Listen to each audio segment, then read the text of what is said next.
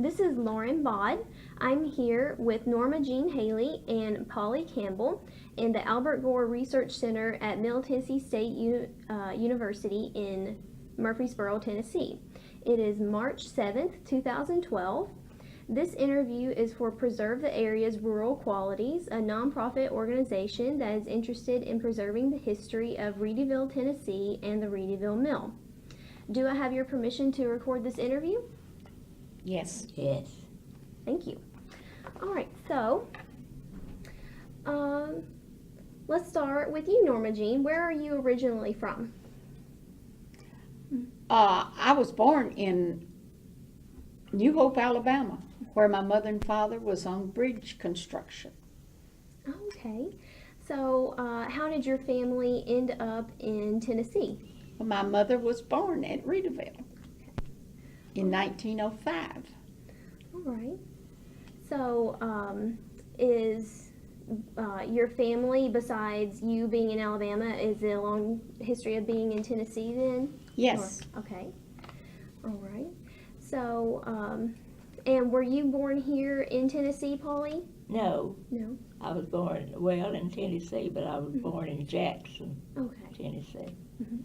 Because that's where Daddy was working at that time. And what was your father's name? George L. Root. Right. And what did he do for work? At that time, he was on bridge construction. He started out with his father. Okay. All right. And what year did your family move back to Readyville? 1931. All right. And you said that your parents owned a store there in Readyville, right? Yes. What kind of store was that?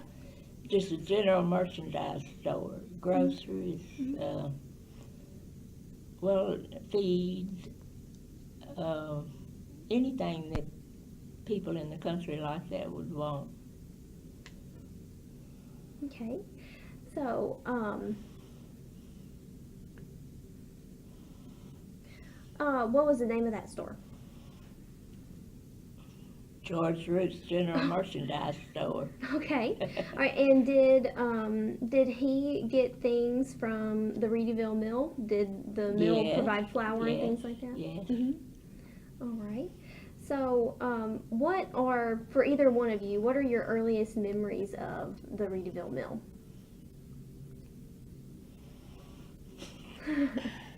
The people going and coming with the grain that they took to the mill in the fall when they threshed the wheat, and also corn for the cattle when they took it down there. And so with us being in the grocery store and the post office there, we saw the people coming, the men coming and going, or they would stop at the store for what they needed. All right. So, did a lot of women come around the mill, or was it mostly men who went there? As far as I remember, it was strictly men. I mean, I don't remember the women coming to the store much. Do you, Polly? Well, sometimes, yes, for the groceries and things. But mostly it was the men that were. It was the men that come and sit and, Yeah. and talked and gathered, at the store. But, of course, women would come for things that they needed. So, would you all use flour and grain from the Readyville Mill? Oh, yes. And our grandfather, he was only living about, a half a mile away, farming? I don't know, it's inside of Yeah. the road there. And he would take his grain down there and then they stored it, and the mill got a certain percent, and then the men got a certain percent of flour and meal and things that they needed during the year then. It was on a percentage basis, is the way I understood it. Or maybe they sold the mill things that they did not need. But the funny part was, people bringing eggs and trading, Oh. and bringing chickens and trading them for their groceries. at the store. Uh-huh. How much could they get for a chicken? What did they usually trade that for? I think Mr. Hollinger started out paying so much a chicken, didn't he?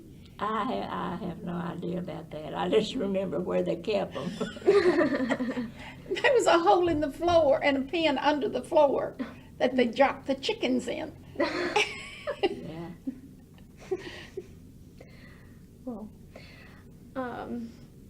Well, how old were you two in 1931 when you moved back to Readyville? I was about 3 years old Mhm. because I was born in 1928. Well, I was old enough to start to school, so I was 3 years older. I mean, I was nearly 7. I think we came back in the summer, and I started school that fall was the reason we came back. See, Daddy was born in Jasper, Alabama, and went to work with his father. Was how come he was on bridge work. He said that his first view of Cannon County was from the seat of a wagon behind a team of mules, which he had driven from Fayetteville, Tennessee, in one day. And that was the first time he came. But see, Mother already lived there in Readyville. So that's how they got together. That's how come him there, though. And then when they married, she went with him on bridge work, and that's how come us away from, how come them out of Cannon County. And then when we got old enough that Normagine started a school, they moved back to Cannon County so we wouldn't have to be going from one school to another when he moved jobs, because he always wasn't at one place too long because of finishing up a job and going to another town, you see. So that's the reason we were there, we were gone and back, or they were. All right. And Mother worked at the post office after she got out of high school, and that was the reason they met, because she was working at the post office and he was working on the road, and he would go to the post office to see her. Well, he'd go there to mail letters to his girlfriend back home. Oh. And that's how he met her. So, how long did it take them to start dating then? Do you know, after they first initially met in Readyville? Let's see, I had a date when they married. They married in 24, I think.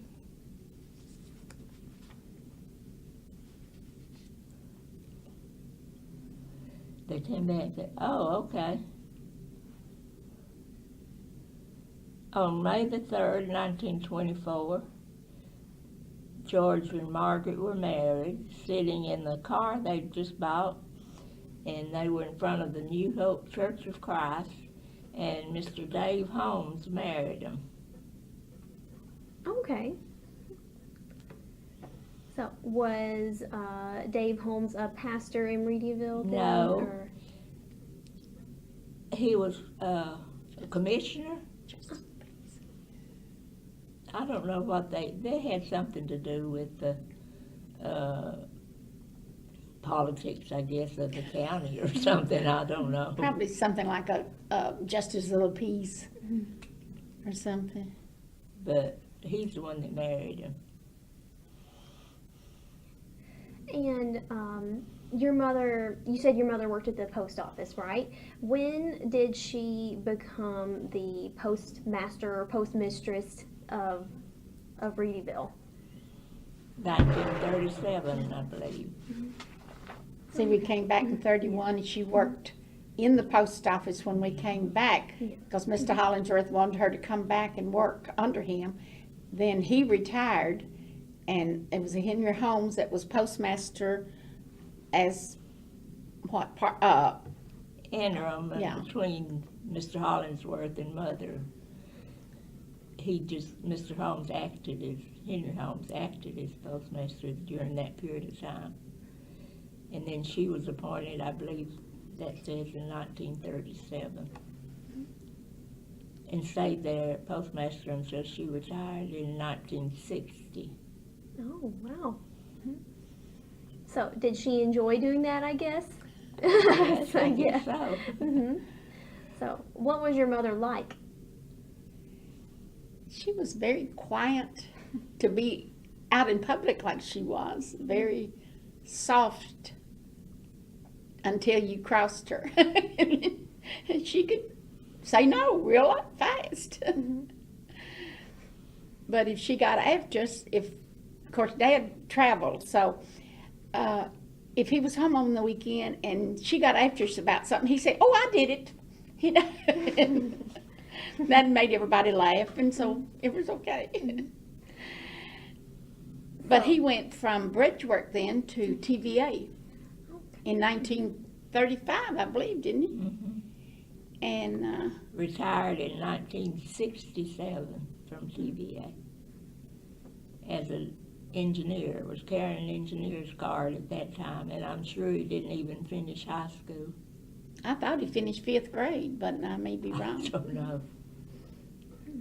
But you couldn't do that today. No. That's great, though. But,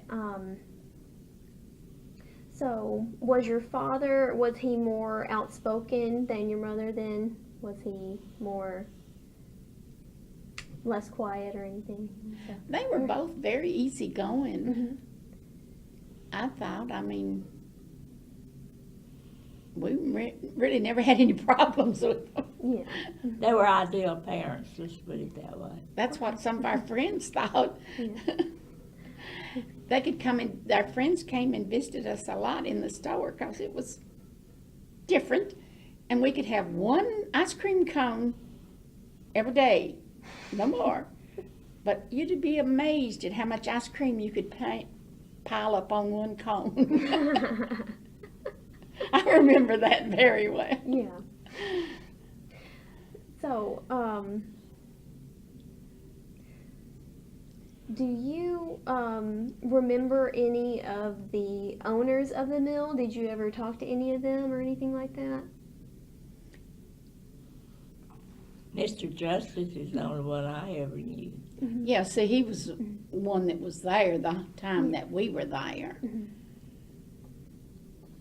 She'd always, like I said earlier, she's always lived within 4 miles of a mill. But I was gone for 30 years, so with different reasons. And so really Mr. Justice is the only one I ever had any contact with, and I don't think you did either, did you? Now, he had his youngest son finished high school just a year ahead of me. And of course the Justices lived around there in Old Readyville. So we always knew him. So, what was he like? What was Mr. Justice like? I really don't know. He come to the post office every afternoon to get his paper. You know, there was they had a Tennessean that come every morning and a Banner that came in the afternoon. And when he come to get his paper, he'd let Normagine and I read the funny paper. Kids always liked the funny paper back then. He'd let us read his funny paper when he come to get the mail. He was well thought of, as far as I know. His wife, Miss Justice, went to church up there at New Hope where we went.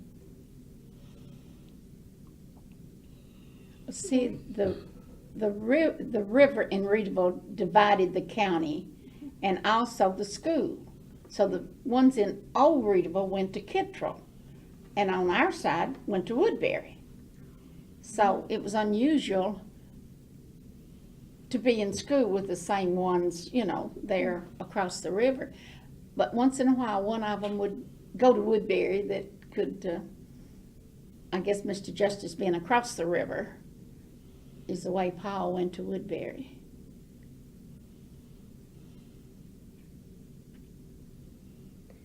So,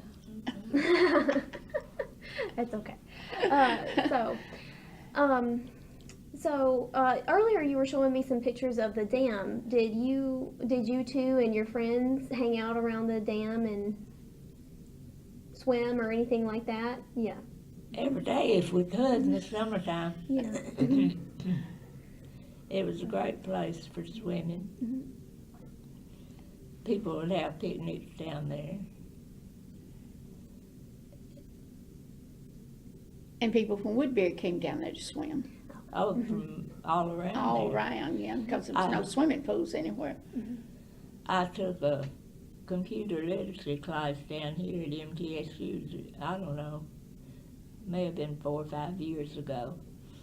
And the teacher, that when he found out I was from that direction, he asked about the lady that had taught at Woodbury and said he used to go there to swim. I can't remember the teacher's name right now, but he was saying that he went there to swim in the summertime. He lived up there close enough that he went. There was always a crowd around there over the weekends. So, do you have any particular stories about any time that you were ever at the dam, or was there anything that happened any one day or anything like that that sticks out in your memory, or was it all just fun going swimming? We had fun. Yeah. Yeah. So, but at the actual mill, I know in the 70s, like a lot of hippies lived around there and hung out there. But before then, in earlier times, did people just hang out around the mill at all? The actual mill, not just the dam? But Not that I know of, except during the wheat cutting time and times when they'd have people be hauling their grain there. But other than that, I can't remember any. Well, we wouldn't have, young girls wouldn't have been in there anyway. I can remember going down there and watching them cut the ice into chunks. I know, I believe it was Mr. Stroop that was talking about chopping the ice or cutting it in. I believe he said it came out in 300-pound blocks. yes. And that sounds like about what I saw, and saw the saw cutting the ice into blocks that they could handle. And but we lived in the house there at one time where you turn off to go to the mill. And some of those pictures are from there. And so we saw, people coming and going, but being young kids, we didn't pay attention when we were 10, 11 years old. Yeah. Yes, we had a ice box that we used some of the ice in when we lived there. So, how long would a 300-pound block of ice last? You don't know? Okay. I guess it depended on how big your refrigerator was, and how much ice you could put in there, and I don't know. Our grandparents that lived up the road there, they had a larger refrigerator, and I'm sure they put in 100-pound at a time. So it would have to have lasted a few days. She lives in the house now where our grandparents bought in 1925. Oh. No. Yeah, that's when you said it was, wasn't it? Yeah. She lives in that house now. Are those your But not- mother's parents? Yes. Yes. Okay. It's not at Readyville. It's 3 or 4 miles up the road. And what were your grandparents' names? Albert and Sally Perry. Our grandmother was a Brandon. That's how come we were distantly related to the Brandon man that came down with Charles Reedy and started the mill.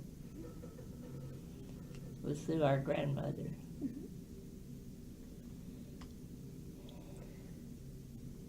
And they were farming for Mr. S.F. Houston. Houston that owned the Sinclair Yeah. Oil Company in Murphysboro, Mhm. there at the edge of Readyville, before they bought the one where she's living now. And he also farmed some land of Ms. McKnight that lived in the Brandon house, like the old house there of Readyville, old Readyville. One of those. Oh, this one. Okay. Right there, that the lady that lived there at that time, they farmed some of her land. Okay. Polly has a piece of furniture that came from, wasn't that where that piece of furniture came from? And the swing on the front porch.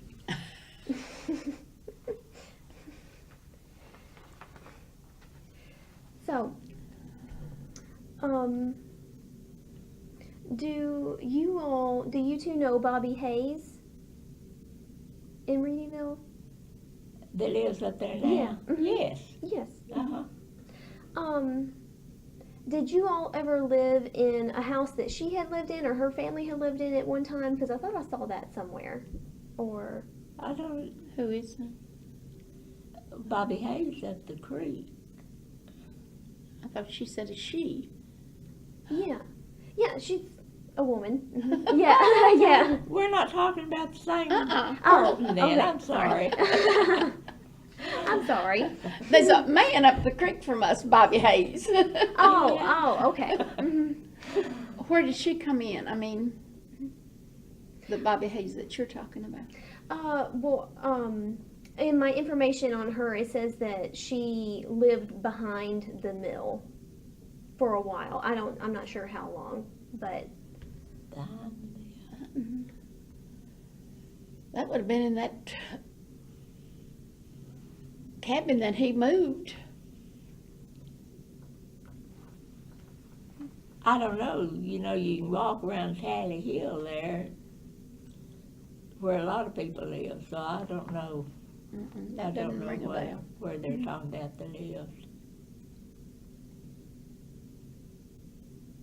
okay. Hayes, there was a Hayes, you know, that run it for a while, I think, back before us. Hmm. And I don't know whether some of that family or I just don't know. All right. Well, you were showing me an article a little bit earlier about Rat McFerrin, who, produced electricity for the town and everything. Was there ever a time when you lived in Readyville when you all didn't have electricity? Or No. did you? Okay. We always had it. Okay. But that's just up the road. Next house up the road didn't have it. Mhm. So, but we didn't think anything about it at the time. We just had electricity. So, did you ever know anyone who actually got their electricity from the mill in the earlier times? Well, all of us right there. Yeah, in where we Readyville. lived. The two houses that we lived in when we came Oh, back right. was still, I imagine, connected some way. So I don't know how many they furnished through the Readyville Mill. I don't know. We didn't really think that much about it at that time. We just knew we had electricity, and if you went visiting, they didn't have it. Yeah. A lot of our friends didn't have it that lived out in the country. Yeah. But we remember Mr. McFerrin and his children, or his, that family there. Now, I never knew Mrs. McFerrin. But I don't know whether she was still living at that time. I don't ever remember her I living. don't know. But I can remember Mr. McFerrin very well, because, see, the store was next door to their house where they lived.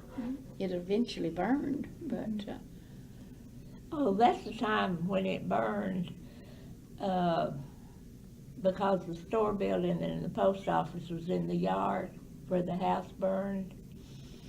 And they was afraid the store building, that's the old store building that was in that picture there.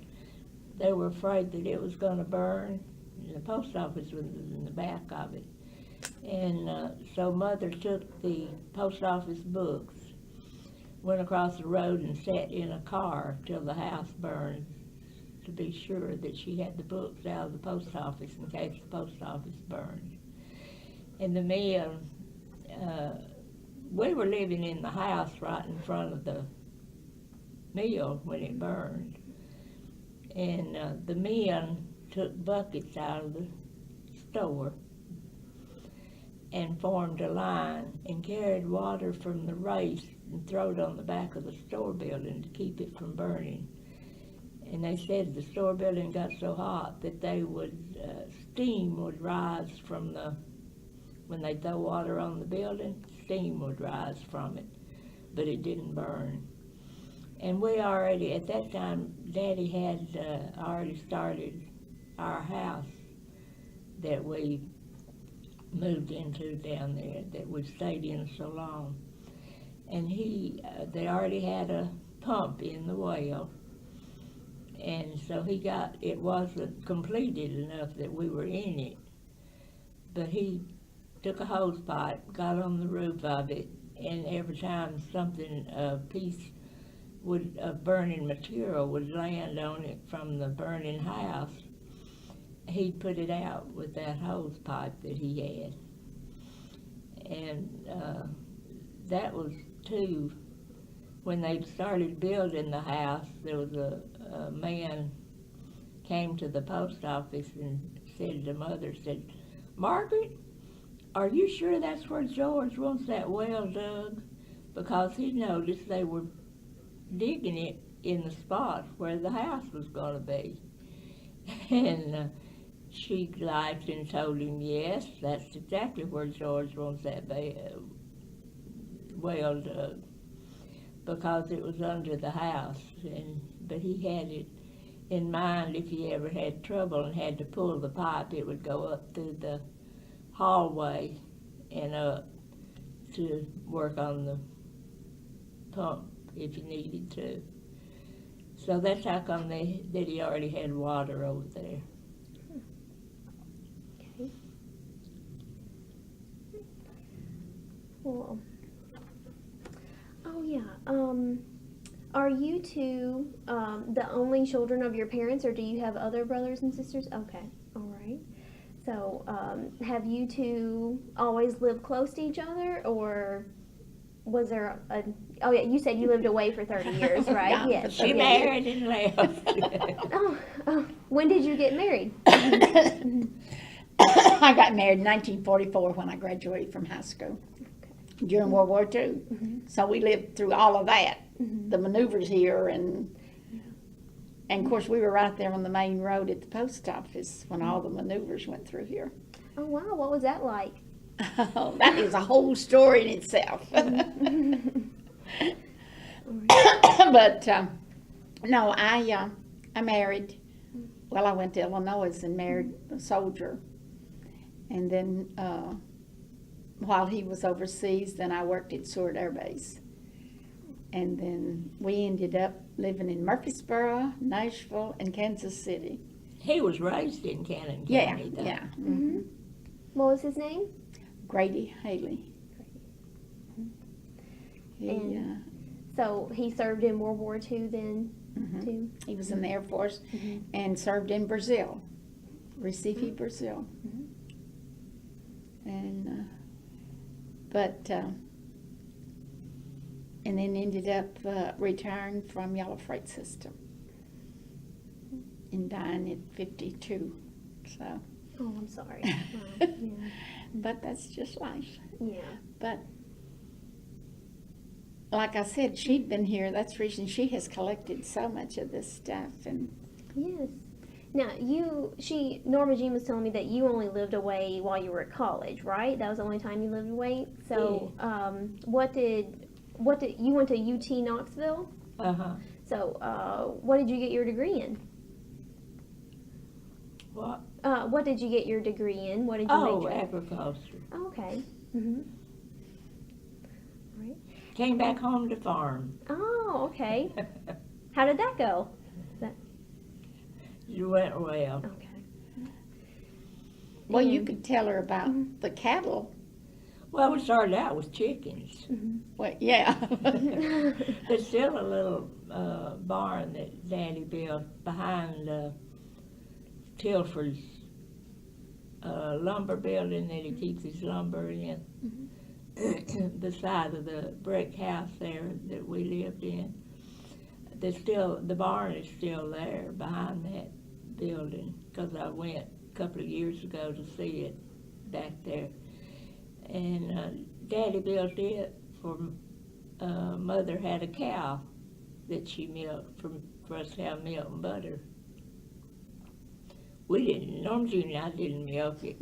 No, she got up. Did. She got up, milked every morning, and then went and opened the post office, which is all in walking distance there in front of the mill.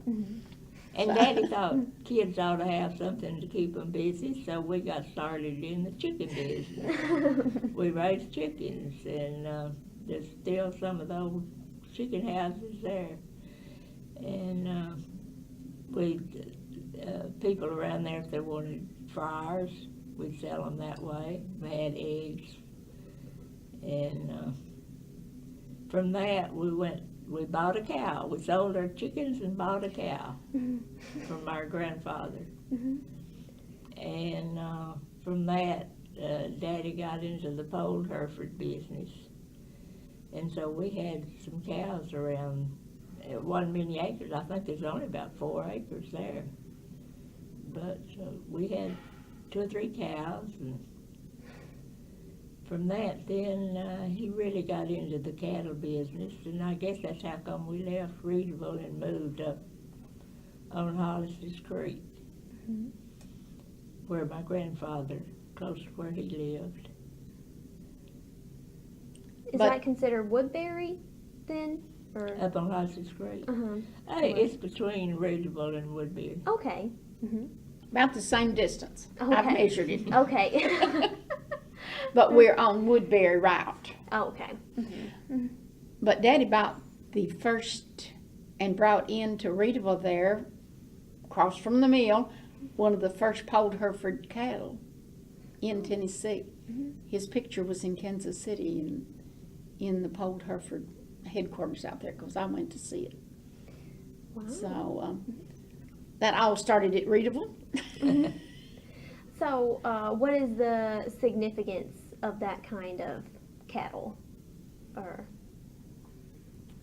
Well, they were good for eating. okay, yeah, because I'm not up to par on cattle, so I wasn't sure. Well, so yeah. Polled Hereford are not as popular today as they were back then. They've got so many other breeds and beef breeds and all that. They're not as popular today as they were then. They were very popular at that time. Okay. So, so did you ever get married, Polly? Yes, married Hoyt Campbell, a farmer. We lived there in Cannon County. All right. I always lived inside of where I live now. So, do you have children? I have 3. Do they all still live in that area, or have they moved away, or? They all live close. Okay. So, and Normagine, do you have children? I have 4 sons, and they all live all over Florida, Michigan, Kansas City, and Lewisburg, Tennessee. Well, one stayed sort of close, so yeah. And 4 great-grandchildren. Oh, wow. And she has, what? Don't ask me to count them. She's got 7 or 8 great-grandchildren within distance to come and eat lunch with her. Oh, well, that's great. Yeah. All right. Oh, yeah, but you all were telling me a little bit earlier that people would have picnics down around the dam as well. Did you all ever do that? Did you go and have picnics there? Or? Oh, we had people that would come and spend the weekend with us, and we'd go down and swim before breakfast. But we usually came back to the house and eat. But lots of people did, yes.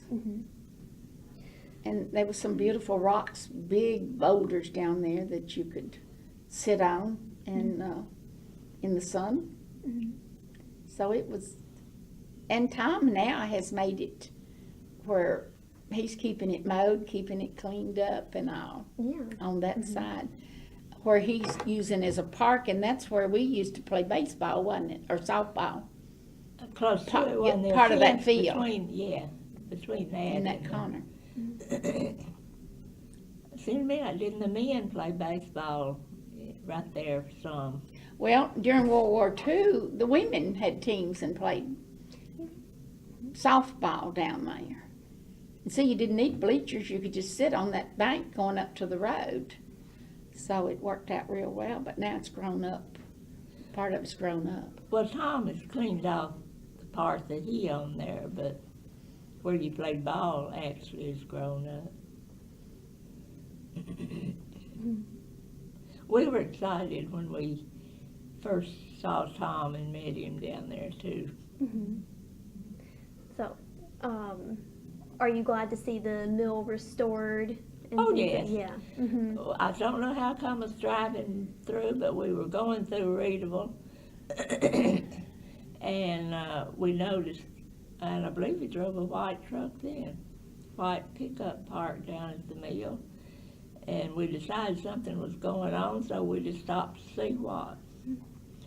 And it was Tom up on a ladder replacing a piece of weatherboarding on the outside. That was the first time that we met him. And since then, every time we think something's going, he's doing something down there, we stop to see what it is. And took him all the information we had on Readyville and that type of thing. And well, let's see, I was there when he was sealing the inside of the building with his yellow poplar that he has told you about, I'm sure. When he was placing the beams under the mill to keep it from falling down. When he was up on the end of the mill painting. When they were making rocks to go behind the mill so to make that a nice place. We just kept up with him, see what he was doing, what was going on down there. So, how different or alike does the mill look now than it did when you were younger and when you remember when it was still working and people still came there for their flour and everything? I think it looks just like it did, don't you? Well, it's a little fresher looking with all the paint he's put on it. He did have to tear away the little building on the end that was the office that Mr. Justice used as an office. There between Right on the end of the main grinding, mill, the mill place part. there. And of course, where Mr. Justice parked his truck, that building is not there anymore. It was an old garage Beside on the that. race. See, there was a swinging bridge that went across the water, or the race. We called it the race. I don't know what they call it now. I don't know. But went from the mill, this open end of the mill, across to that house where we lived. So one of the boys would come up. Why he came over there to get drinking water, I don't know. They had a well. They were making ice. I don't know. But he'd come over there and got drinking water out of the pump on the back porch of that house that's still standing there next to the mill. And, yeah, it looks, of course, we saw it when it was fairly good, then we saw it go down, and then over the years, and now it just looks so good that, and we still had, well, I had the old ceiling fan that was in the old store building, and Mother and Daddy had put it up in the other building, and then when they went to the farm, they put it in the house where I'm living now. And when I remodeled that house, I took that fan down that came from that old store building in the 20s and took it to Tom. And I don't know whether he'll ever put it up or not, but I gave it to him, and it was laying down there in the mill the last time I saw it. But I asked him if he wanted it, and he said, "Oh, yes." So I thought that was good for it to stay in Readyville. Yeah. Mm-hmm. See, Mr. Hollingsworth, when he was in the store building, owned all the equipment and everything in the store. And then when Mother and Daddy bought it from Mr. Hollingsworth, it all became theirs. So they had even what was in the post office. And I'm sure today probably the government owns your files and safe and things in the post office. But at that time it was owned by the individual. So Mother and Daddy got all the equipment, files, cabinets, things like that, the safe, and all that was in the store and the post office when they bought it. So that's how come the ceiling fan and the scales that they weighed feed on, and Roll the top safe. desk. Yeah, roll top desk down to the post office. Yeah, the safe still has W.G. Hollingsworth on the front of it. I don't know. I'll bet you. I opened it this morning, but I don't know what's on it. It's at my house. Oh. So that's the reason we ended up with that type of things. No, it's been fun to see people come into the mill. There is a large crowd down there on Saturday to eat breakfast. Yes. Mm-hmm. Have you ever gone there for breakfast? Oh, Yeah, yes. we've been several times. Yeah. In fact, they began to think we needed to be there every Saturday, I think. Now, I've taken, my two older sons can remember going to the mill with their grandfather. Mm-hmm. And so I've had all of them down there for breakfast when they'd come in on vacation. Mm-hmm. She's had all of her kids down there.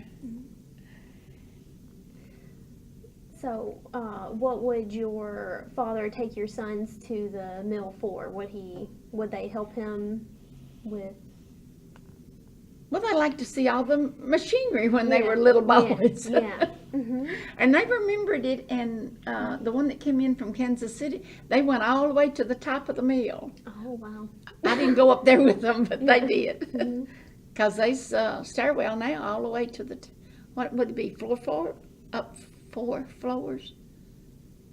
Yeah. Mm-hmm. And, but, yeah, they enjoyed going with their grandfather to mill. It was just fun. It wasn't work. Yeah. Yeah. We'd like to see them get the dam fixed and it all like it used to be, really. I don't know whether they ever will or not, but it'd be nice. I think the kids would enjoy it too, as much as anything. Yeah. Mm-hmm. They might not let them swim in it though, like we used to. So, now the picture, one of these pictures you showed me is of the mill when there was a flood. Was there any particular floods where it got really bad there, or did it just usually flood like that? Or No, this was a little bit unusual. They said at this time, now there was a mark on the mill. I don't know where, and Tom said he left it, I don't know. But there was a mark on the mill where they'd marked when the water was up. And they said when this picture you were talking about, said that was the highest it'd been since 1910 by a mark on the mill. So, I don't know, when we were living in that house, it didn't get this high. This was after we moved out of the house in front of the mill. Well, that's the house in front of the mill right there on the right. Yeah, that's it right there. We lived in that house. And when we lived in that house, the water got up enough that it run across the front yard from at that house. Mother wouldn't stay there anymore. That was the end of that. That's when we moved. She got out and got another house to live in that next day, I think. yeah. We moved up the road, just inside up the road where my aunt and uncle lived. we moved up there with them while they were building the house Well, I can't, that, Yeah. That we lived. this one, that's the one we Yeah. went to. We lived with them, stored the furniture, and we stayed in one room. That was the winter, it snowed so. And Daddy told Normagine and I, says, well, if you get out and run around the house barefooted, your feet won't be cold the rest of the winter. Of course, we tried it. Yeah. But, Oh, the funny part was, she got halfway around, and she says, oh, I'm going back. Well, I think she went further than I did, because I went all the way around. She turned around and went back.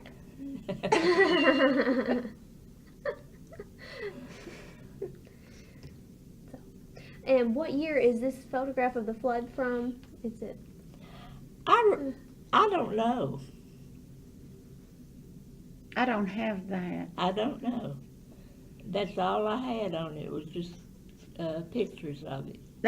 Is that when Miss Hollingsworth lived there? When it went in, when she was living there? It was after we were back and after we had moved out, so it had to be after 1936 or somewhere in that time. Okay. But it went in the house when Miss Hollingsworth was living there. And they carried her out across the footbridge. Because it was easier, I guess, to get her out that way. They couldn't go in the front, I don't guess. It'd been too deep. I They just carried her out remember, across the well, I footbridge. don't, now that was on up, she was in years, an older person, when that happened. Yes, she lived there after we did. And just the last few years, they've done some work on this house and raised it some. So they thought the water wouldn't get in it again. Now, I don't remember, I guess I knew at the time how much they raised it, but I don't know how much they raised it. And don't know who owns it or anything now.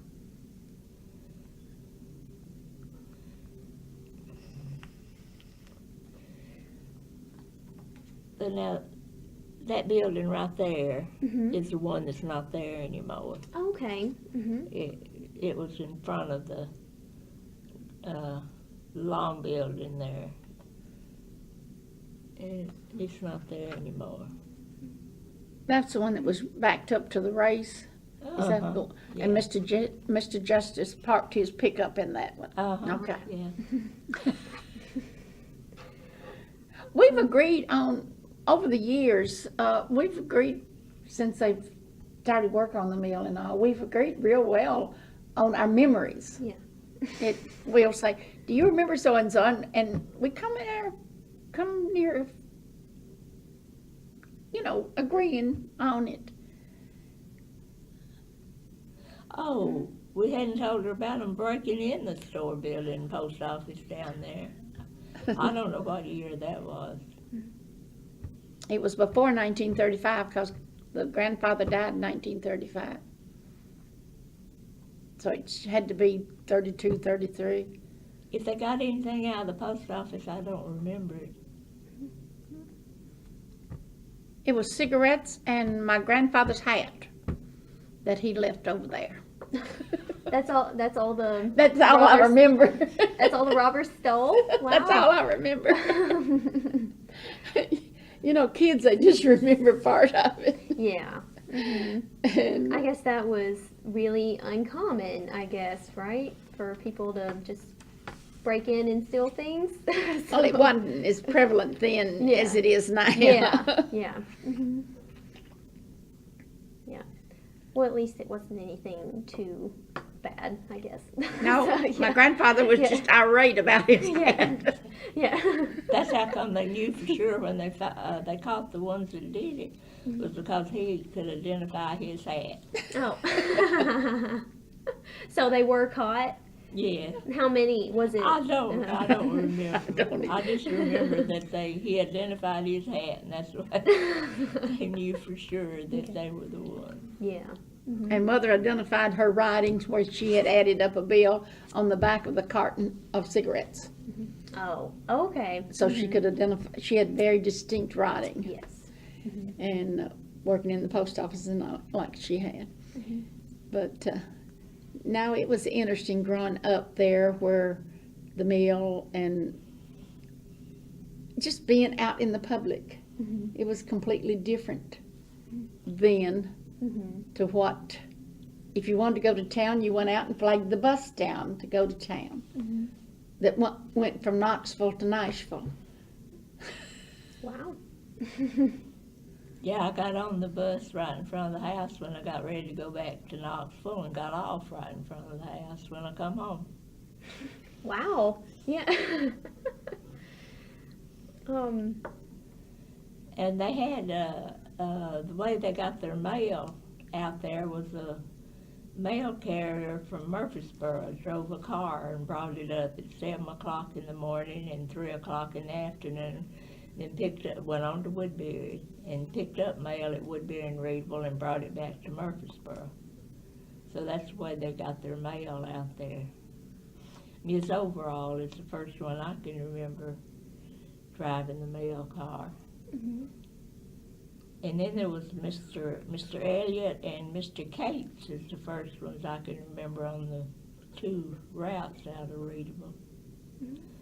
One went up toward Woodbury, around toward Porterfield and Locks Creek, and the other one came down toward Kissrell. But see, after the mail run in the mornings, then everybody in Readyville walked in and got their mail. Yeah. Mr. Justice would come up every morning and get the mail and Back in the afternoon for his paper. for his paper. So, did you spend a lot of time with your mother in the post office?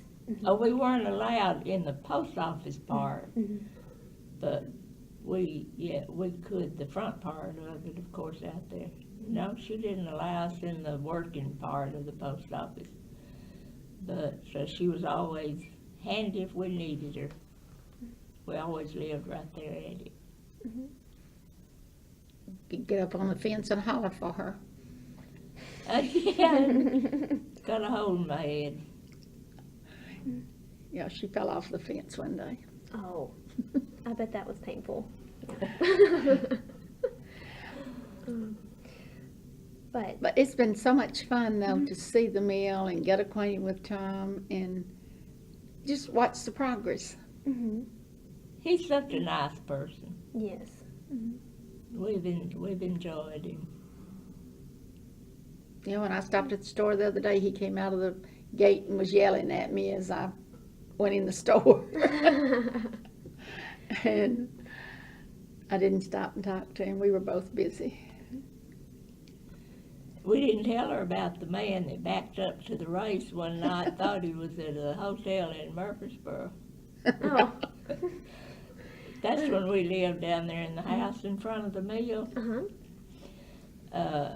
Must have been on a weekend, because Daddy was there, and Papa Root, our grandfather, was there. He lived with us for a while, and they were both home, so it must have been on the weekend. And they got woke up in the middle of the night with this pounding on the door, and it turned out to be a drunk man. He had backed his car, when they helped him get back to his car, and they decided, though, that if they left him there, he'd freeze to death. I don't know how cold it was, but it must have been pretty cold. And he had backed his car right up to the edge of the race in front of that house, in front of this house right here. He'd backed his car right up to the edge of the race. They said if he'd gone any farther, he'd ended up in the race. But they decided that he shouldn't stay there in the car, he'd freeze to death. So they went across, the store building was just across the road there. They went, and not the brick building, the old building. They went over to the store building, built up a good fire. They had a big rocking chair over there at the store building. So they took him over there and set him in that rocking chair and left him till morning to keep him from freezing.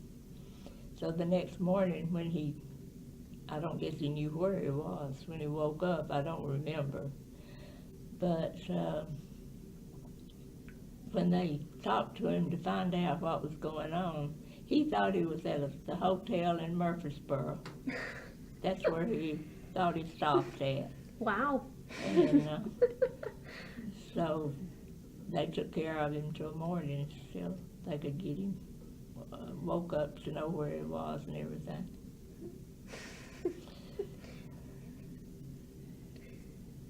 And when was that? Do you remember what year that was? It was while we were living right there. Okay.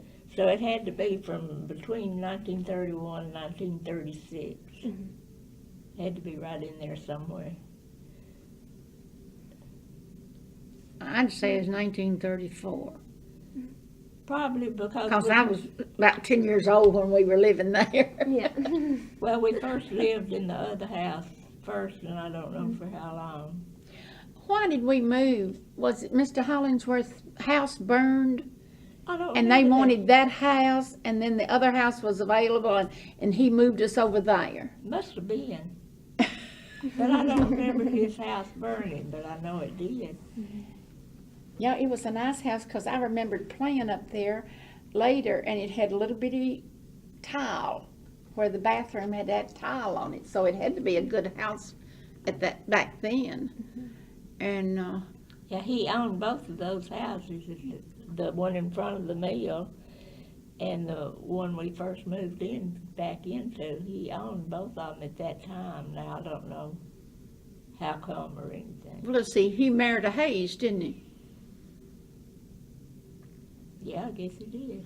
Was the reason that he was in Readyville, because the Hazes were one of the, I don't know how long they run the mill, or They were connected with the mill somehow. Okay. she'll agree. Yeah. I don't know too much about the Hazes, so. Well, yeah. So.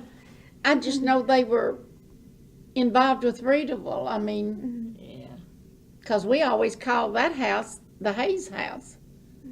Uh-huh. Yeah. I think there was a Haze that back in there before we were there, before Normagine over there. I think they run the mill at one time and lived in that house right in front of the mill. Okay.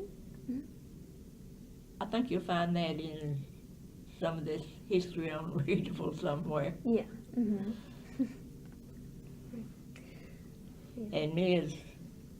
Hollingsworth ended up living there after we left, moved out for a good while.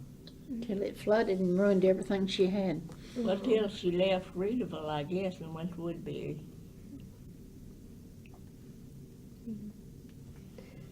What else? So, we got So- sidetracked. yeah, oh no, that's fine. So, do you remember anyone making moonshine from what they would come get from the mill? Like the No, liquid? I don't. Yeah. Of course, being a young kid like we were, I wouldn't remember. We didn't remember anything like I that. don't Yeah. even remember talk of it or anything. Mhm. Could have been, who knows? Yeah. Yeah. Yeah. Cannon County was well known for it, even though we were right on the Rutherford County line. Yeah. Mhm. Okay. Since they've started a Moonshine in Yeah. Cannon County? yeah, Factory part or what whatever. I'm trying to say. Anyway, Yeah. Yeah. Mhm. So, you were telling me a little bit earlier that your family was friends with some of the Reedies, and that your mom knew Mamie Reedy. What were the Reedies, I guess, descended from the original Charles Reedy? What were they like? Did they still do things with the mill, or were they just not involved with it anymore? I don't think they were involved with the mill at that time when we knew them. because Mamie worked at a store in Murphysboro, and Bridie was a school teacher, and Bill farmed, and Elam was already gone when we knew him. he ended up being a truck driver, didn't he? Oh, I believe he was. Uh-huh. So they were never involved with Miss Mitchell, Anna, Yeah, married St. Mitchell. they were farmers. Yeah. How come we knew them so well was because they lived just up, well, I guess inside of Readyville toward Woodbury. They lived right up there. And they, the Reedy children there that we were talking about grew up with my mother and her family because they lived just kind of across the road from each other up there. So we always knew them. But as far as them having anything to do with the mill business-wise or anything, not that I know of at all. They were just, like I say, family. They knew each other, and they children were together a lot, and they lived close. Mm-hmm. And I don't know that they were related to the Reedy that started the mill. I just guess I always thought they were. Yeah. Yeah. I don't know. Have no idea. So, did your mother hang out with Mamie Reedy a lot then? You were showing me the picture of them two together. I think they did, when they, especially when they were young. Mm-hmm. Because we have old pictures and just of them with others together and everything. So I think they probably did. Yeah. They were about the same age, Mother and Mamie were. Mm-hmm. And that picture was where they were in Nashville shopping. I think And that's, back then they just snap your picture on the street, Yeah. and that's what that was. Mm-hmm. I've got some of me down there too. Mm-hmm. So, would you all take trips often when you were young to Nashville and other cities, or did you mostly stay around Readyville? I think we traveled more than our friends or people our age because of our father following construction and then following TVA, because they were building the big towers for TVA in Tennessee at that time. Mm-hmm. And we got on the bus one time, I know, at home, and went to Memphis and met our father for the weekend. So it wasn't like going out of state or anything, just we went to Memphis, we went to One of the dams. the one down next, we went to one in East Tennessee and one down there in West Tennessee, I remember. Where he was running electricity to the dam they were building.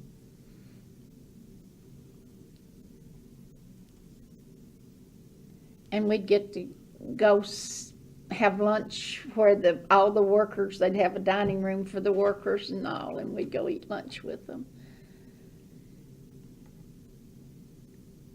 But I think we got to do a little more stuff like that than our friends at that time, because I know some of them said they would not go to Nashville shopping.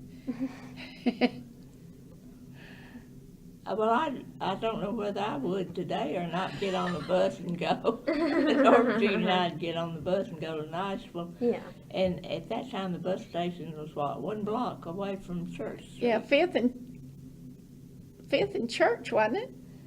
It was Or 1 Fifth and block. Commerce, I guess. It was 1 block down, and then when you walked up that block, you were right up there in the shopping area. Harvey's, Kane Sloan's, all the little shops and all. And spend your day, do whatever you want to do, and then walk down the block and go catch a bus and go home. Buses don't run through like that today, so you can't do that. Yeah. You see if you got a car handy to get in to go.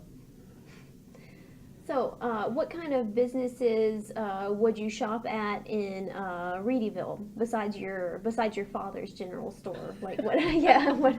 That and the mill was Yeah. it. And get your car worked on. Yeah. Yeah, that was it. That was it. Yeah. Uh-huh. There was 2 garages. I believe Miss Fanny Bell was still had some groceries. I can vaguely remember that. Yeah. And then they built the one where the post office is now while we were there. So that made, I think Miss Fanny Bell then closed her store pretty much. And that still left 2 grocery stores. In Tice's garage, there where Russell's Market is. And Holmes' garage and the mill, and that was Uh-huh. it. See, the bank was already gone at that time. I could have brought you something of the bank with Readyville on it, because I had papers that my grandfather had. Oh. I guess it probably closed in 32, I don't know. I have no idea. Because I don't remember a bank at all. So, did the Great Depression affect Readyville a lot, or since it was more rural, was it not as bad there, or did it still cause problems? The only thing I can remember about it really is I remember it wasn't unusual if somebody was walking and would stop wanting something to eat. I mean, walking on the road, because that was, main highway there. It wasn't unusual for somebody to stop wanting something to eat. I don't know why that stuck in my mind, but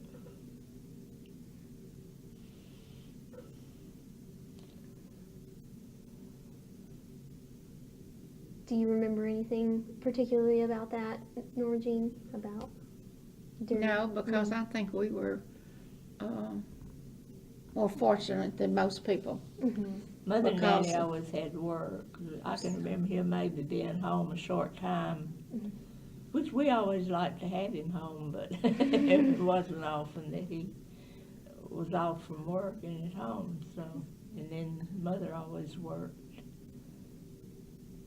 So we were more fortunate than most of the kids at that age. Now I can remember them in the grocery store where people would talk to them and maybe get groceries for during the year to get them by till they get harvest their grains and all to sale, and then pay them when they sold their farm commodities in the fall. Then they'd catch up on what they owed you. They'd do that. Mm-hmm. And I guess that was probably kind of the Depression time. So, was there ever any evidence of like big class, I guess, divisions in Readyville? Were there some people that were really well off and some people that were very poor, or was it all generally around the same social class? Or I don't remember any. yeah, so yeah. We just all went our merry way. Yeah, yeah, mm-hmm. Yeah. Mm-hmm. So I know that you lived in Illinois during World War II, right? Well, I was up there a month or so. Oh, a month or so. Okay, never mind then. So where exactly did you live while you were gone for 30 years? Okay, I went to Illinois, married my husband who was in service and could not get off. Yeah. We were up there 4 or 5 months till he graduated from a school. Mm-hmm. Then he went to Texas and they lost his papers, so I went out there for a couple of months. And then when he came back out of service, we lived with Mother and Daddy a while and with his parents a while. And then he went on the truck line. Well, he went on state trooper first, and we went to Murphysboro and Lawrenceburg, and then then he went to the truck lines, went and worked there till he had to take a disability retirement. So we went from Murphysboro to Nashville to Kansas City, and then back to where I am now. Yeah. When he had to take disability. So Yeah. it was, but we always came home on vacations, and Yeah. and our parents were both always here. So we always counted this home. But you lived in Readyville during World War II. Were you there? So did that have any effect on the town, or did a lot of men go to war or from the town? Like we were, or I think like we mentioned earlier, the young man that managed the store for Mother and Daddy was called into service, and that's when they closed, quit selling groceries. I think we realized more than people in other parts even of the United States what it was, because they had maneuvers right there, right here in Middle Tennessee. There'd be hours that they'd be moving troops and things from one part of the Tennessee to another part around here, and there'd be hours on the road because that was the main highway that they would go by, tanks, trucks, whatever. Where I live right now, they had a camp set up for, I don't know how long they stayed there. And that was the first movie that my grandfather had ever seen, was the lot there by the house is sloping, and the Army men set up a screen and was going to show a movie to the soldiers that were there, and they asked my grandfather to come out and watch with them, and that was the first time he'd ever seen a movie when he did that. So it was, I think it impressed on us that lived in Middle Tennessee more than maybe the rest of the country, just what it was like. Oh, and the soldiers would want to mail, and they'd throw letters out for us to pick up, because they could tell they were passing the post office, and they'd throw the letters out for us to pick up and mail for them. Wow. See, they didn't have to have a stamp. They could just mark their letters and didn't have to have a stamp. So, and they couldn't stop. See, they'd go by for hours, all day, all night, and they couldn't stop. And that was their only way of communicating with home. So us teenage girls, that was fun. Yeah. All those young men going by. Yes. But us being on the main highway, I guess it affected us more than. So, besides watching the soldiers go by, what else would you do for fun when you were a teenager in Readyville?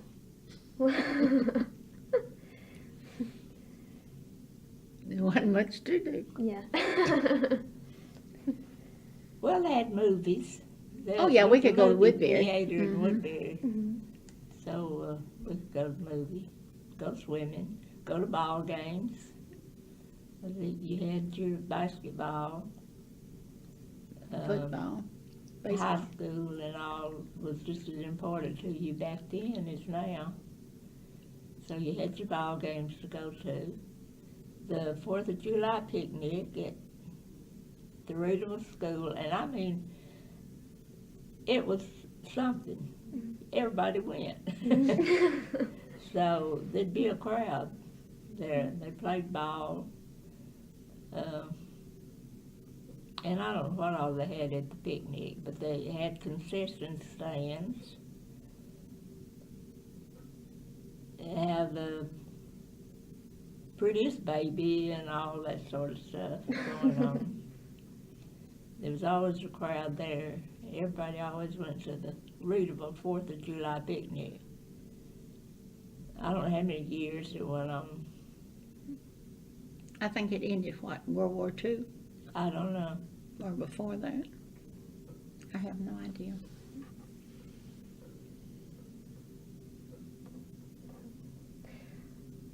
I do remember going to the mill one time and going all the way to the top. Mr. Justice was glad to show you.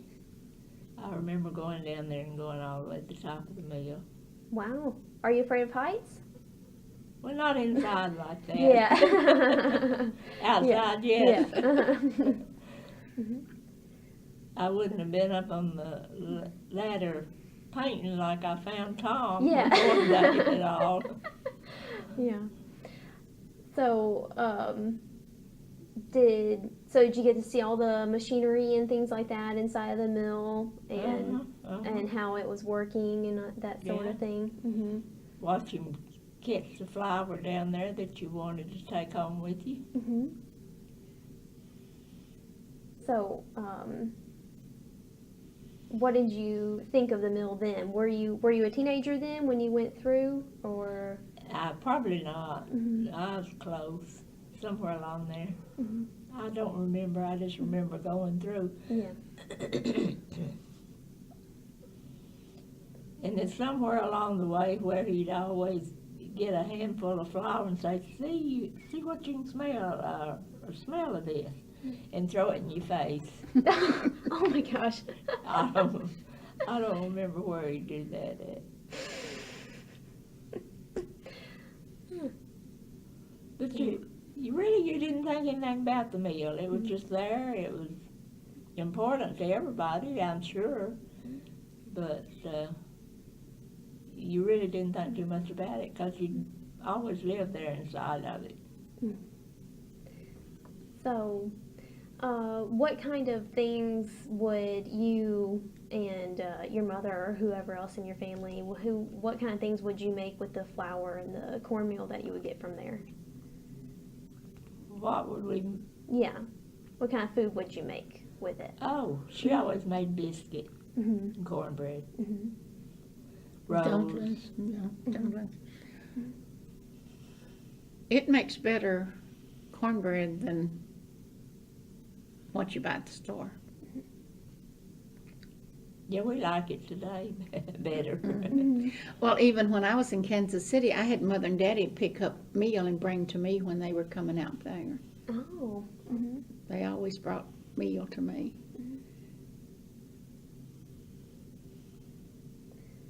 So, would you bake a lot with your mother, or did she usually do it by herself?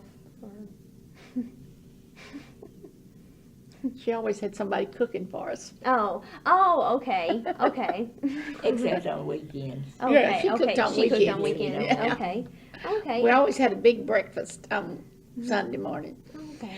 I was doing some work in Nashville with the church and suggested we have fried chicken for a men's breakfast we were doing, and they'd never thought about having fried chicken for breakfast.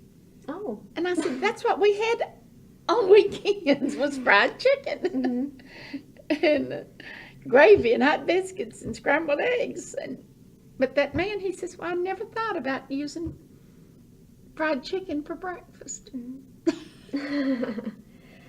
So, who would cook for you throughout the week? Did you have like a domestic servant or?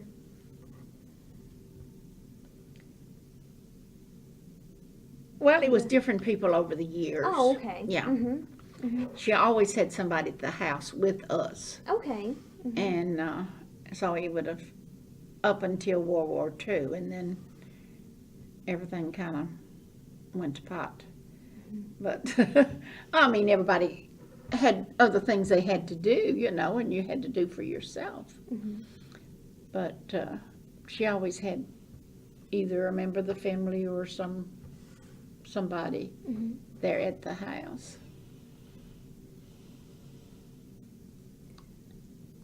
So, would they also, was it usually a woman that was there with you? Okay, would she also babysit in addition to cooking and cleaning or anything else like that, or?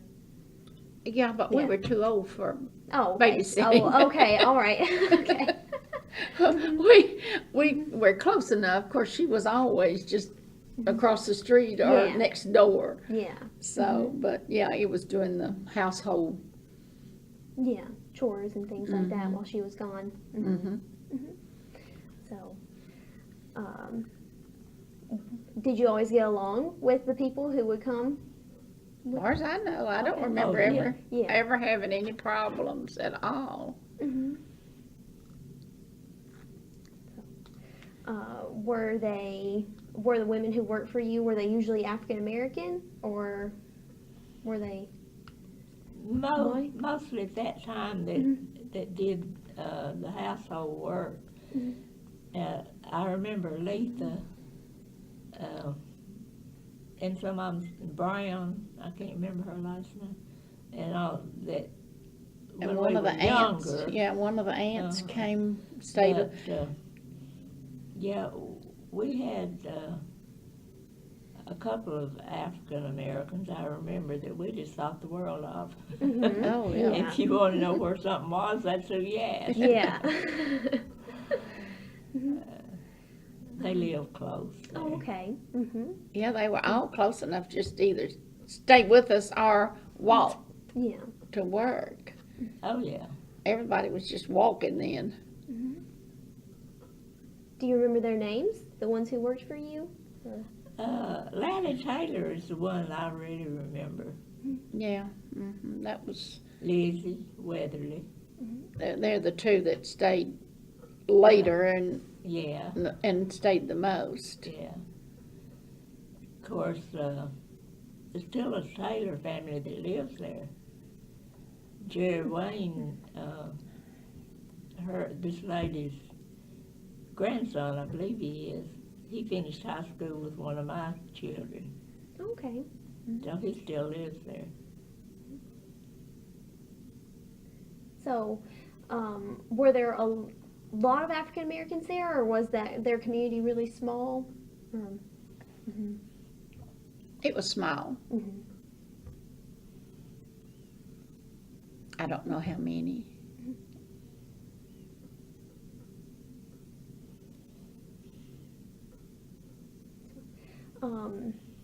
When you were younger, when you went to school, were your schools segregated, and then? At that time they were, yes. Do you remember when the schools? Well, I know you were out of school by then, but do you remember when the schools were integrated or desegregated? I don't remember what year, but I know they didn't have any problem up home with it. For years, even the high school black people up there were brought to Murphysboro to go to high school. And when they put them all together, there was no problem.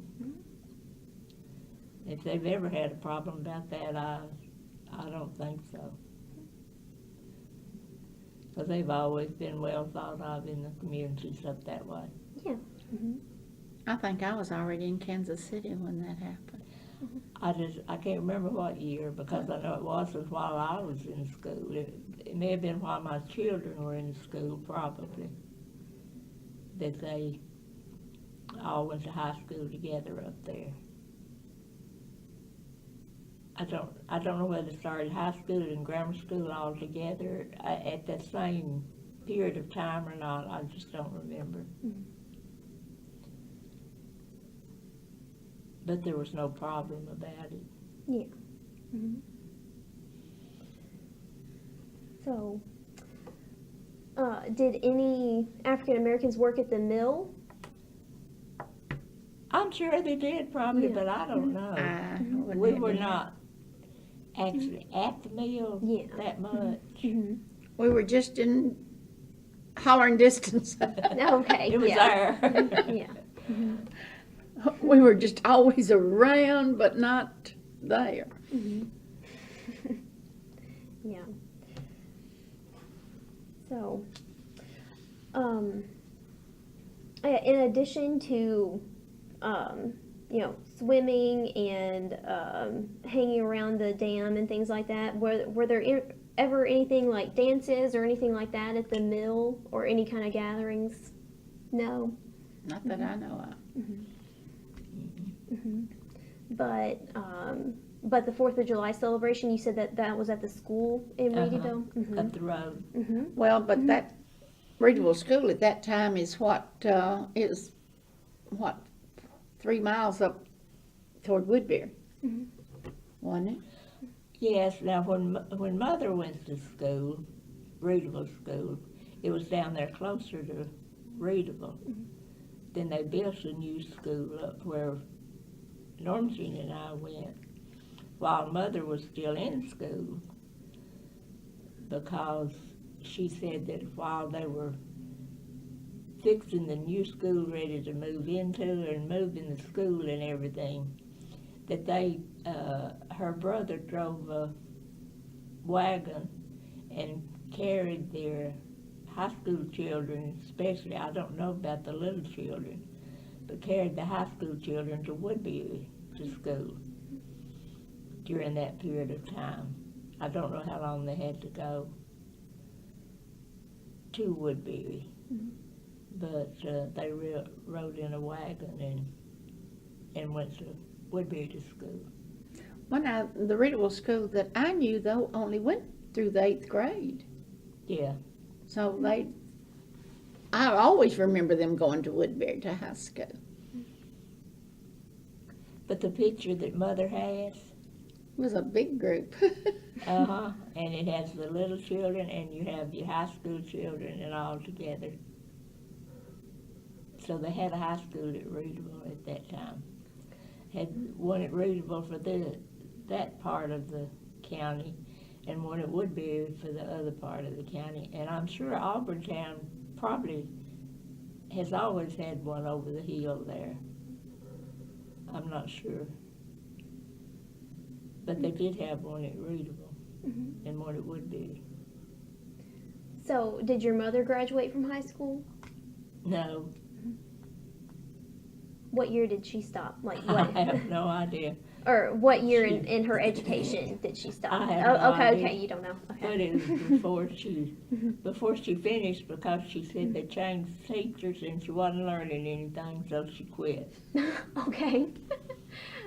And then we wonder why our kids sometimes. And I guess really it didn't hurt her that much in what she did over the years. But today you better stay in school as long as you can. Yeah. Yep. Well, both of you went further than your parents, right? I guess. Yeah. Of course she did. Yeah. I only had a few hours of college. Oh, okay. So why did you stop going to college? I got married. Oh, okay. Oh, okay. All right. Where did you go before you stopped going? I took a class of 2 in Kansas City and a class of 2 here. Oh, okay. Just Yeah. stuff I wanted to learn. And, Okay. I came down here after my husband died and took a class just to see if I could still learn. And the only thing available was economics, and I took that, and I came out with a B. And I thought, I guess I can still learn. So that was into my schooling. Yes. I'd hate to have to take a class now, though. Too much is on computers. I'm trying to learn one. You said you took a course on computers here at MTSU, though, didn't you? Or were you telling me that earlier? Yeah, I took Yeah. one here to learn more about computers and what you do on them and everything. So, I took one just to see what my kids were talking about. because I had no idea when they'd all get together and talk, and Yeah. so I took one just to try to learn some language to see what it was. Yeah. So, in Readyville, are there a lot of artists there and people who do a lot of crafts that you know of? I'm sure they are. I have Yeah. no idea what's there I now. don't Yeah. know. Okay. I know there's a one photographer over there in Old Readyville. I've seen his sign. But he does the high school pictures farm and things. There used to be a woman, you have a lamp that she painted that lived in the cabin there behind the mill. Oh, Miss Effie Carter? Mm-hmm. Yeah. That was a cabin Tom rolled down the hill. Yeah, the one that he is down there now. But she did beautiful painting. You have a lamp and a dog that she painted, or The did you lamp. or did you paint the dog? The dog Miss Effie did, and another picture. But she did not do the lamp. Oh, I thought she did the lamp. No. I'm sorry. Rachel Parker did the lamp. Later, okay. But I knew Miss Effie did a lot. That's the way she made her living.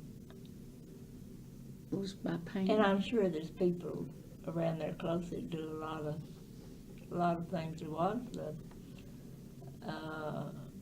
people that did something with furniture around after you turn off to go to Readyville up there on the left. And then up there at the Porterfield Road, there used to be a place that made furniture, and I don't know whether they still do or not.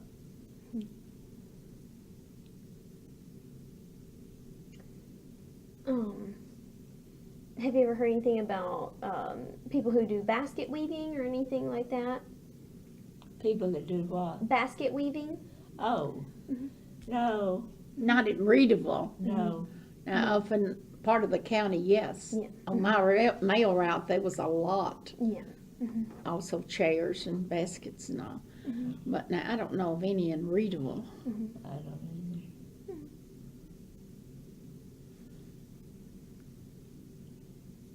Okay. I don't know much about what goes on now. We tried to keep up with Tom, what he was doing at the mill. And Yeah. Oh yes, something about business here. Do you remember when Russell's Market came in there near the mill? Or,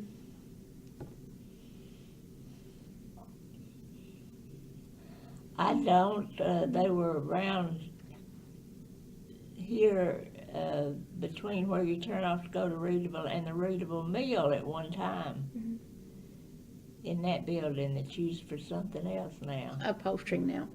Mildred, wasn't she there with their, and then they moved over there where they are now. I don't know when. Mhm. Russell could tell you. Okay. Oh, no, because that was Casey Garage when we knew it. Yeah, where Russell is now. Mhm. It was a garage. Well, before that, Miss Annie, wasn't Miss Burnett's Burnett. name Annie? Burnett. Yeah. Burnett. Did she come over there? She had her store over where the post office is now. Because I worked in it during World War II. Yeah, but I thought at one time they lived just there where Russell is. I can't remember when or how come they one place and then another. I don't know.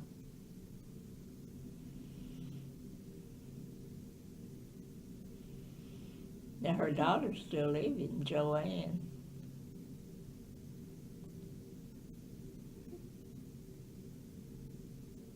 What was she in Dixon? I believe so. That's okay. But did you ever do any shopping at Russell's Market? Was it a, you know? Oh, yeah, we do. It's something we, happen to be passing. Yeah. They don't have a big stock of stuff, and she goes there all the time. I have to find out what's going on. Yeah. Now they have real good tomatoes. Oh, okay. So, do people meet in there to talk to each other too? Yeah, Yeah. they do. Yeah. They do. Yeah. I run into people there. Ran into one of the Reedy nieces there not long ago that I hadn't seen in years and years.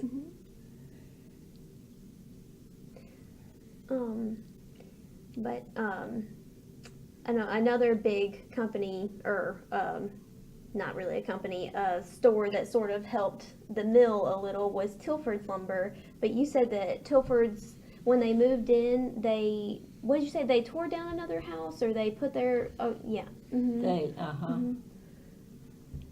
and Tom still lives there. Tom Tilford Okay. still lives in the house that they built. I was going to show you the picture of the house that was torn down, but I don't see it real fast. Okay. The house where the two horses were Okay. in there, that was where they tore that house away and built a new house.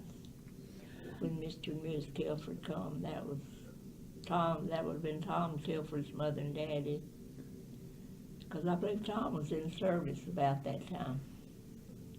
He came back out of service and they were already there. I can remember that because I was friends with Tom's sister. He still lives there, so you can get a hold of him and Okay. get So, was everybody okay with Tilford's Lumber and Tom Tilford coming in and doing that, or? As far as I know, because Okay. a lot of people worked, several people worked there, Mhm. and at that time, because they had the mills running. Now I don't know whether they have the mills running today or not, but at that time they did. So they hired several workers. Randy is still stocking some things in the store, though. Yes, I'm not sure what they have. But I know they still. Whatever you'd have to go with lumber and building things. Nails. Yeah.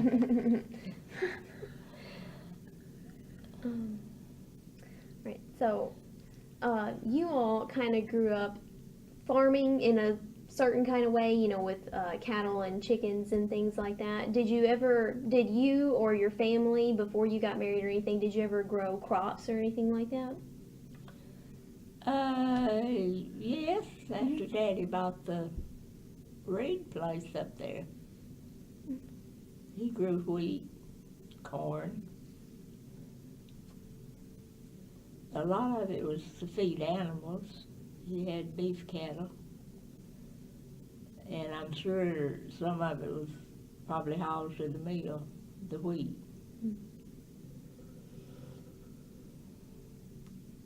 Well, and our grandparents right there in Readyville was farming. So,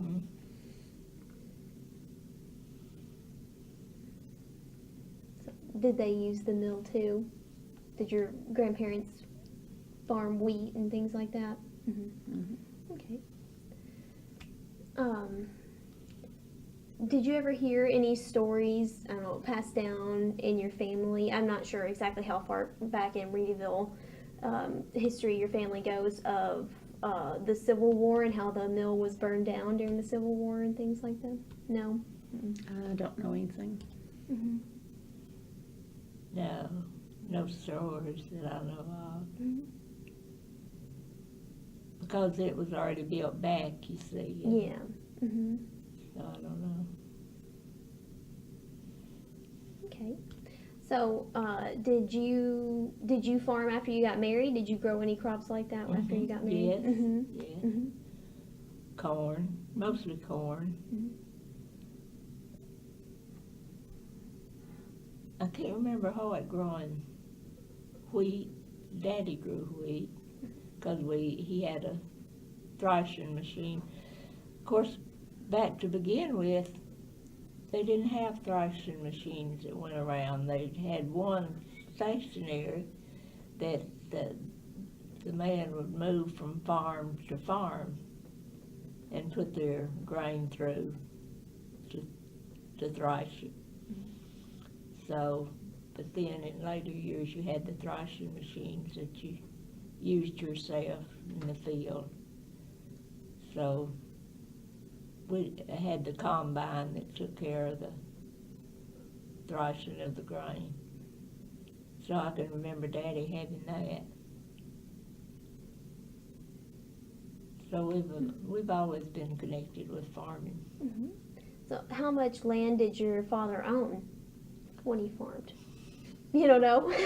He owned around 300 acres, I guess, at Okay. one time. A lot of it was hillsides, Yeah. with the cattle on. Mm-hmm. But between yours over there, wouldn't you say there's about 300 acres? Yeah. Because he sold off, 100 over there? And there's still that Jimmy 100. Bug and ended up with, and See, the 4-lane went through the farm that, that Daddy bought. Oh, Uh-huh. okay. Mm-hmm. well, he bought 4 different farms and put them together. Where Papa and them were, and then these other 3. And there've been 4 different farms that he put together. Yeah. Papa Perry's, Mr. Tobreed, Miss Harris's, and Miss McBroom. Mm-hmm. That's up the road from Readyville. Okay. About 4 miles. The only thing any of them ever owned in Readyville was right where we lived. The brick store building and the brick house there. I've forgotten, seemed like it's between 3 and 4 acres. Yeah, this building that's still That's where only Claudia's beauty shop is. Oh, okay. And then they 3 live in there. acres, 2 rods, 38 poles. Right. That's the way the deed read. Oh, all right. And I forgot how much a pole is. It's 20-something feet, isn't it? They bought that in October of 1935. And then I don't remember, but they sold it probably in 51 or 52. And that's when Tilford bought that brick house. Not the store bit. He just bought the house, I didn't think so. they? Kept the store building till Mother retired. Yeah, because she lived in it a while. At that time, if you worked for the post office, or I don't know whether everybody had to or not, or whether it was just postmasters, they had to have the address on that post office. So when they moved to the farm, they made her an apartment where the store had been next to, in the same building with the post office, so she could still keep the post office. Oh. Yeah, the store building there, the George Root General Merchandise, post office was in a part of that building. Okay. When they moved. Half of it was the post office and half of it was the store. Oh, all right. Uh-huh. Mm-hmm. Because when they moved when they did away with the old store building, the first picture I showed you down there, the old building, when they built the new building up there and moved the store building, they also moved the post office. So when we were growing up, they were always together, store building and the post office. And the post office was moved across the river where it is now. When Mother retired and the lady became postmaster that the family owned the building where it is now. So she had it moved across the river to where it is now. Okay. it would have been soon over 1960 because Mother retired in 60. So I don't know how long did Ms. Hollingsworth work I don't between know. then? I don't know either.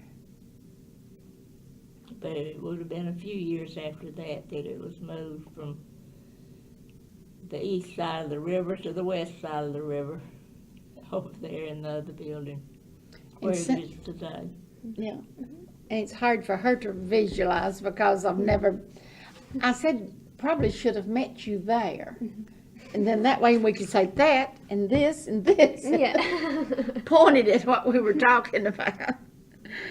But it's been fun to see the people coming to Readyville and finally figuring out where Readyville is because of the mill. Yeah.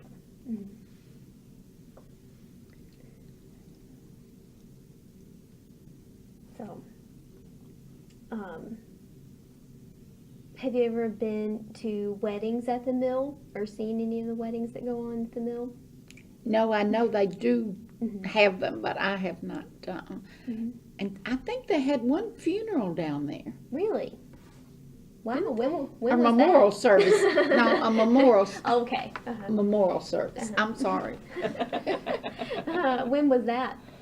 I don't know. don't It's know? been in the last year. So Oh, okay. Okay. I think Mary told me about that. Wow. Yeah, I did But, not know about that either. So, do you think it's good that they have weddings there? It's worked. I reckon it's worked out real well. Reception. People want to and they want Yeah. to read it to them. That's Yeah. great. Yeah. What was it? $500 for 3 hours? I don't know. At one I time, don't know either. it's like any place. It gets expensive, I'm sure. Yeah. They've had some big ones there, big tents for the receptions and all. I saw one of the tents. I made the curtains for the cabin that they've got up there. I happen to have some fabric and I made some curtains for the cabin so that if people were changing clothes for the wedding in the cabin, that they would be something over the windows. Yeah. But I don't know of anything else, do you? I mean, we've pretty well covered. Oh yeah, just one more thing. Were there ever any like church revivals or anything like that in the area, or I don't know, any kind of meetings like that at the mill or just around in that place? So, no. Not That at I the know mill. of. Not at that time. Now today they may meet for different things.